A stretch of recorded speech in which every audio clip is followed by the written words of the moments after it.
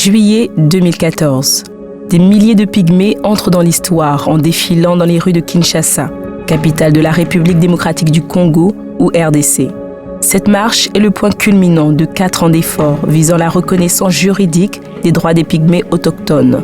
Patrick Saïdi a travaillé avec les pygmées pour établir leurs droits, militant avec 43 organisations autochtones qui constituent la dynamique des groupes des peuples autochtones.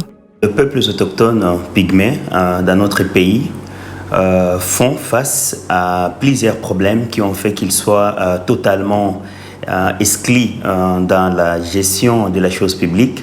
Notamment, c'est l'effet de la non-reconnaissance de leurs droits de citoyenneté comme peuple congolais.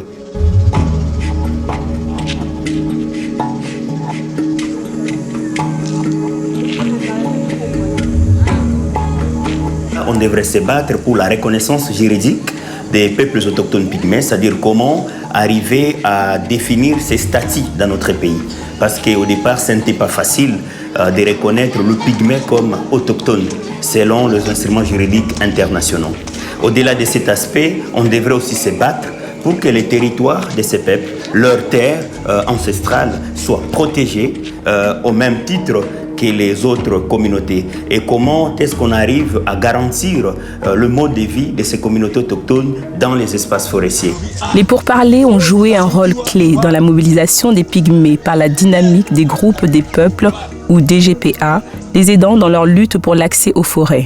L'histoire dit que la terre et les peuples autochtones, ce sont les premiers habitants. Et aujourd'hui, ces communautés n'ont l'accès à la forêt est limité.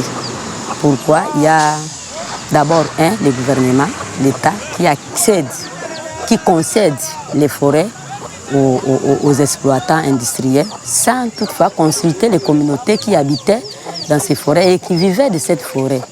L'interdiction d'accès aux forêts menace leur survie. Ils vivent là-bas.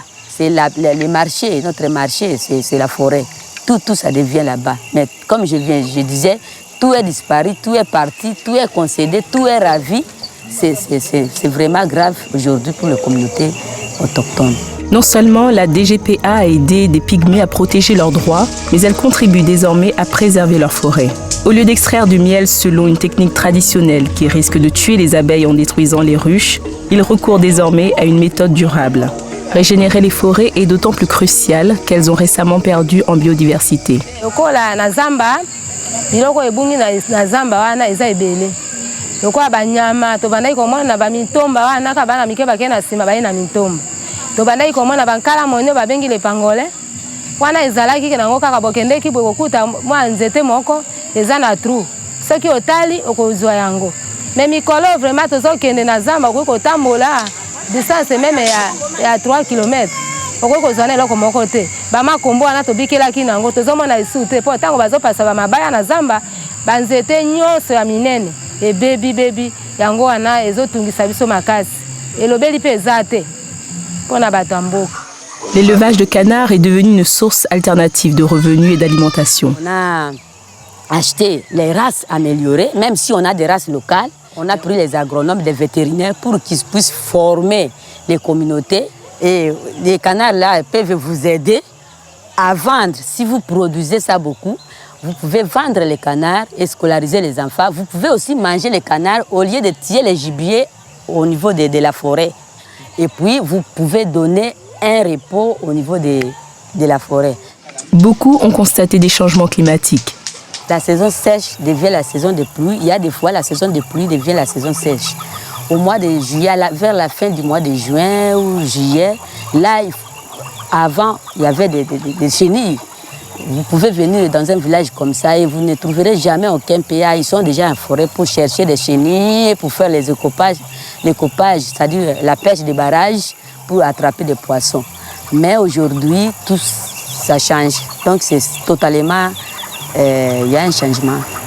Le changement climatique présentant un nouveau fléau pour les forêts, Patrick Saïdi continue à exiger la reconnaissance des pygmées. Et le travail qui a été fait en amont, c'est le fait que ces forêts, que ce soit les forêts équatoriales, que ce soit les forêts tropicales, ont été protégées par un groupe spécifique. Et ces groupes spécifiques, au niveau international, on les appelle les autochtones. Mais ici, en République démocratique du Congo, on les appelle le pygmée. Même la discrimination des peuples autochtones pygmées aussi provient du fait de leur mode de vie. Parce qu'il y a des gens qui considèrent les pygmées comme des animaux, le fait qu'ils vivent en communion avec la nature. Or que notre travail, c'est de démontrer qu'ils ne sont pas des animaux. C'est leur mode de vie, c'est leur perception, comment faire accepter cela aux autres et que ça soit pris en considération non seulement au niveau local, non seulement au niveau des coutumes, mais aussi au niveau législatif.